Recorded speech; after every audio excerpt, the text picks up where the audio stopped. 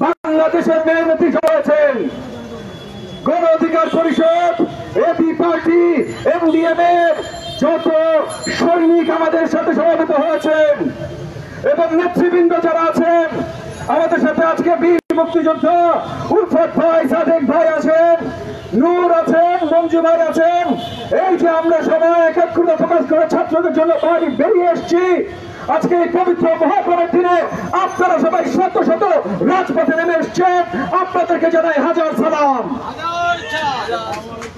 আমি এক নম্বর বলতে চাই, ছাত্র লীগ টোকাই লীগ না, এরা হেলমেট বাহিনী।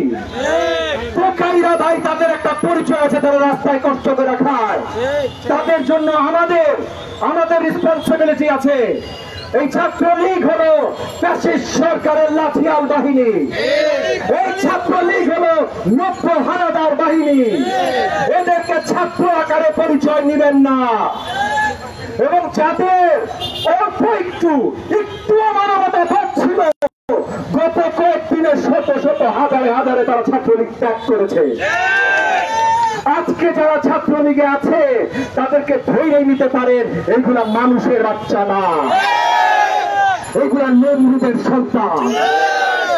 এইগুলোর এই দেশের মাটিতে থাকার কোনো অধিকার নাই।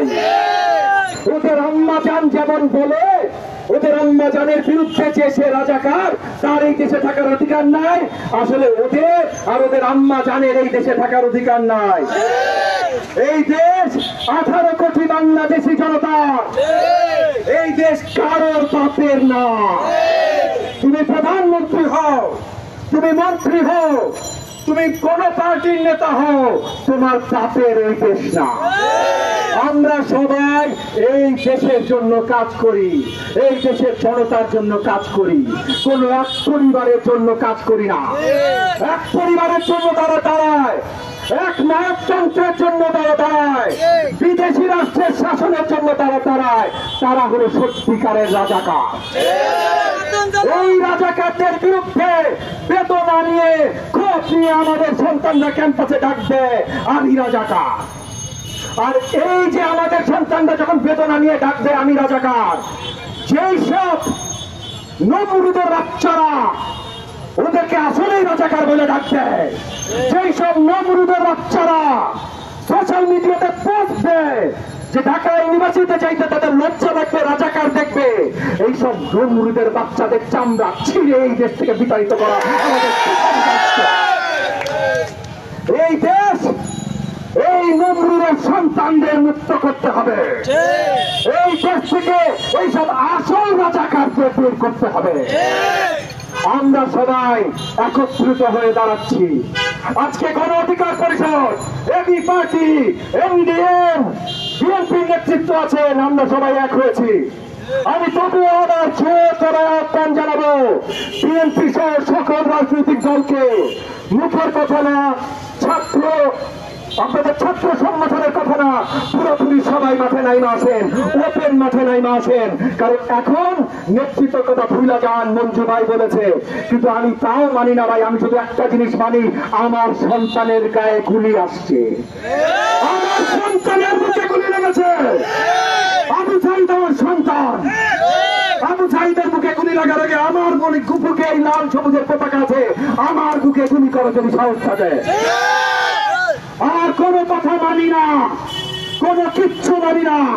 সব আন্দোলন এই পিশাচ বাহিনীর বিরুদ্ধে আন্দোলন, সব আন্দোলন আবু সাঈদের হত্যাকাণ্ড, এই যে বসে বসে আমার ছাত্র সন্তানদের লাশ মাটিতে ফেলছে, এদের আন্দোলন, এদের যে ত্যাগ শিকার, এই ত্যাগ শিকারের সঠিক রেজাল্ট আনার আন্দোলন। এবং এই আন্দোলন একমাত্র এই পৈশাচিক হানাদার নব্য হানাদার বাহিনী ফ্যাসিস্ট আওয়ামী সরকারকে নামানোর আন্দোলন। এই আন্দোলনে সবাইকে একত্রিত হতে হবে। আর মনে রাখবেন ভাই, ছাত্র তরুণ আমাদের সকলের সন্তান, ছাত্র তরুণ আমাদের সকলের ভবিষ্যৎ। কেউ যদি এদের গায়ে হাত তুলে, পুলিশ বাহিনী হোক, লাচাল বাহিনী হোক, আর বিদেশি আর্মি বাহিনী হোক, তার হাত আমরা ভেঙে দেব। এরপর আমরা সবাই এখন আমরা বক্তব্য বিশেষ করে আমাদের ফরেন ব্রাদার্স, আমাদের সন্তানরা যারা প্রাণ হারিয়েছে, একত্রিতভাবে আমরা সবাই তাদের জন্য দোয়া পালন করবো। সবাই আমাদের সাথে থাকবেন।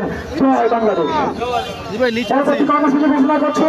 এই মুহূর্তে যারা শহীদ হয়েছেন তাদের গুণের মাগফিরাত কামনায় দোয়া পরিচালনা করবেন বিতরণী সম্মানিত সদস্য সচিব মঞ্জু ভাই।